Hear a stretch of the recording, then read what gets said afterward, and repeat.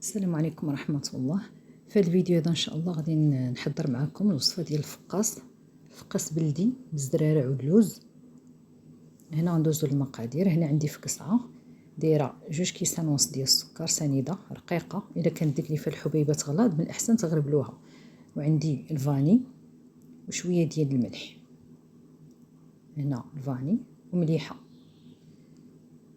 هنا عندي 9 ديال البيضات متوسطين. اذا كانوا البيض كبير كديروا 8 ديال البيضات فقط باش تخرج لكم هنا 2 كيلو وشي حاجه ديال الفقاس، يعني 2 كيلو 150 2 كيلو 100.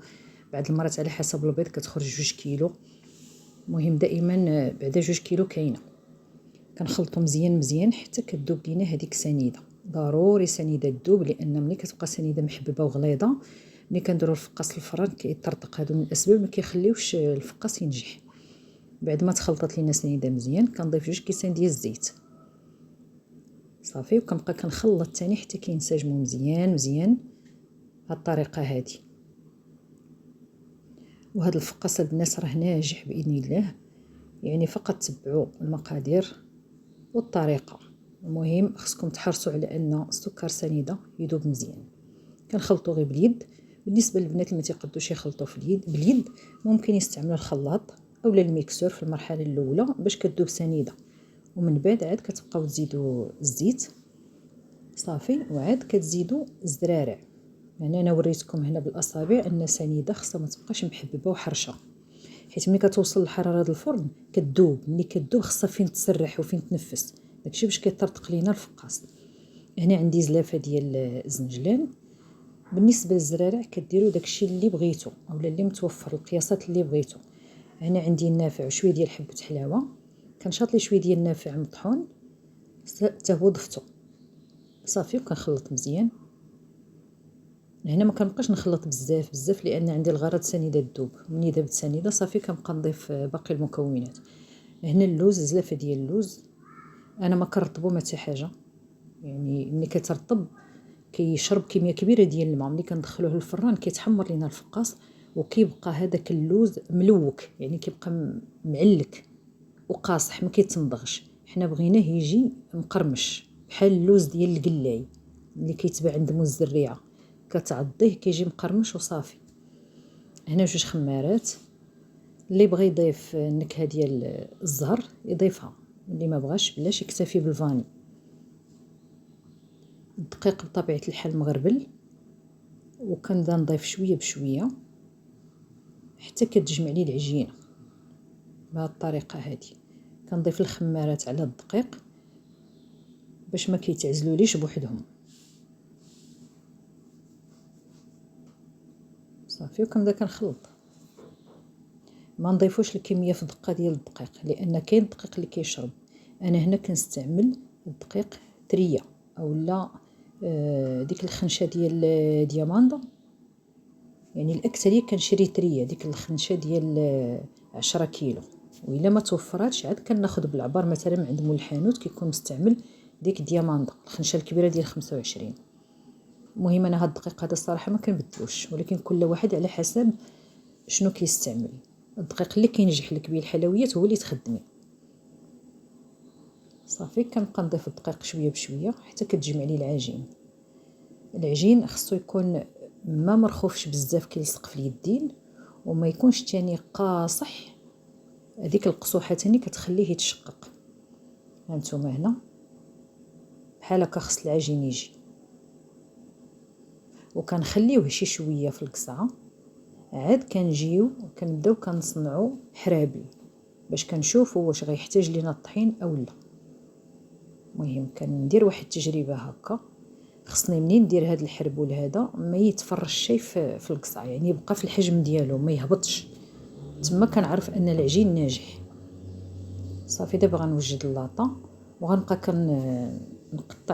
نقسم العجين صافي، وكنصنع حرابل وكنستفهم في اللاطه. بالنسبه للفرن انا كندير الفقاس الفرن بارد وكنفس شي شويه داك الفران. بالنسبه للنوع ديال الفران اللي كنستعمل كويزينيير، هذيك سوفا كويس، هذيك هي اللي كنطيب فيها انا الحلوى وكنطيب فيها الفقاص. كنخليه الباب ديال الفران مبسم شي شويه. صافي بهذا الشكل هذا كندير هاد الحرابل وكنزلهم في اللاطه، كنفرش لها الورق، واللي ما عندوش الورق يدهن بشي شويه ديال الزيت، يدهن فقط الاماكن اللي غادي نديرو فيها هاد الحرابل. وكنحضر شويه ديال الماء، كنغربل فيه شويه ديال الكاكاو، هو باش كندهن الفقاس، ما تنديرش البيض. الصراحه كنت كنديرو شحال هادي، ولكني ملي كنغطيو الفقاس باش نقطعوه لغد ليه كتعزل ديك القشره الفوقانيه مع الرطوبه، كتعزل، رغم انني ما كنفزكش لا منديل لا والو ملي كنبغي نحطو على الفقاس. يعني كندير المنديل هكاك ناشف، وعاد كندير بلاستيكه هو كيعرق منه فيه بلا ما نفزك انا داك المنديل. صافي كنستمر هكا، كنزل في اللاطه بهذا الشكل وكندهنهم.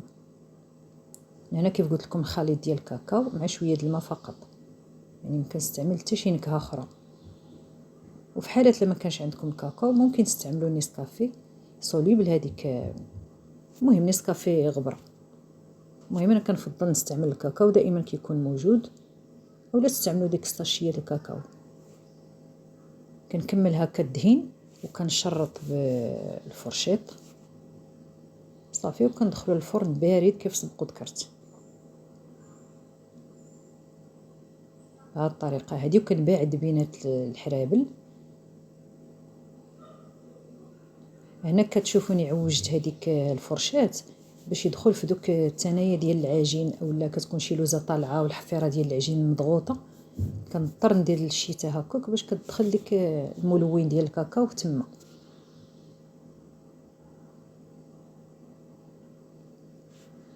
صافي من بعد ما كملت انا قربت لكم هكا باش يبان لكم الشكل.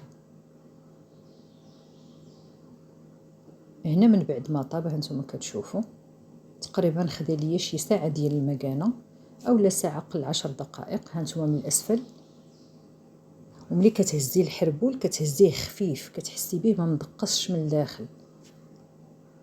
هنا من بعد ما قطعته، انا هنا السيده بغاتو قالت لي استفيه لي في اللاطه، عفوا ماشي اللاطه، في طاسه.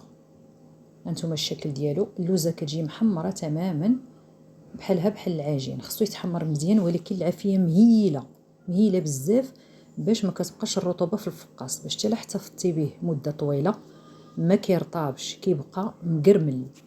هانتوما راه ماشي مقرمل معنيتو عاصي، لا، مقرمل هشيش. صافي هذا هو الشكل ديالو. نتمنى ان شاء الله تعجبكم الوصفه. الى اللقاء ان شاء الله بحول الله.